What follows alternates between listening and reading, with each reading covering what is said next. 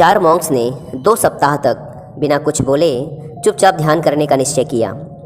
उन्होंने अपने इस अभ्यास के प्रतीक के रूप में एक मोमबत्ती जलाई, जो कि उन्हें हर वक्त यह याद दिलाती रहे कि उन्हें बिना कुछ बोले बस ध्यान करना है।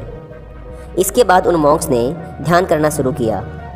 पहले दिन की रात होते होते मोमबत्ती टिमटिमाई और फिर बुझ गई।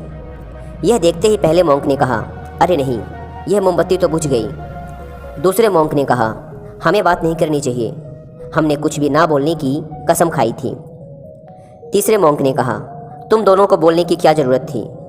चौथा मॉन्क हंसा और बोला, हा हा हा, मैं अकेला हूँ जिसने बात नहीं की। दोस्तों, उन सभी के बोलने के अपने अलग अलग कारण थे, लेकिन चारों में से प्रत्येक ने बिना कुछ सोचे तुरंत ही अपने विचार रख दिए।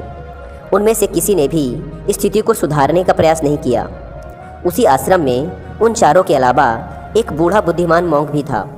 वह बिना कुछ बोले और उनकी तरफ ध्यान दिए बिना ही चुपचाप ध्यान करता रहा। इस तरह से उस बुद्धिमान मॉन्क ने बिना एक शब्द बोले उन चारों को ही उनकी गलती का एहसास करा दिया, जो कि वो चारों बोलकर भी नहीं कर पाए। बिना सोचे समझे और ज़रूरत से अधिक बोलने पर हमें खुद ही लोगों के सामने शर्मिंदा होना पड़ता है। एक समझदार व्यक्ति कभी भी बिना मांगे किसी को सलाह नहीं देता, क्योंकि वह जानता है कि बिना मांगे दी गई सलाह का कोई मतलब नहीं होता और ना ही सामने वाला उस सलाह को मानता है। लेकिन आजकल लोगों ने अपनी प्रॉब्लम बताई नहीं कि हम उन्हें सॉल्यूशन देना शुरू कर देते हैं, जबकि 99% केसेस में जब लोग हमसे अपनी प्रॉब्लम शेयर कर रहे होते हैं तो वो हमसे कोई सॉल्यूशन नहीं सुनना चाहते, बल्कि वो तो सिर्फ ये चाहते हैं कि हम उनकी बातों को ध्यान से सुन लें, और इससे उन्हें कुछ समय के लिए शांति महसूस होती है। क्योंकि हम उन्हें जो सलाह देंगे ये उन्हें भी पता है। हर इंसान को पता होता है कि क्या सही है और क्या गलत है।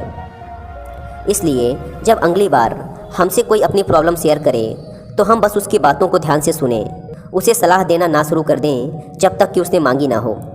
क्योंकि सामने वाला इंसान बस हमसे इतना ही चाहता है कि हम उसकी बातों को ध्यान से सुने और समझें।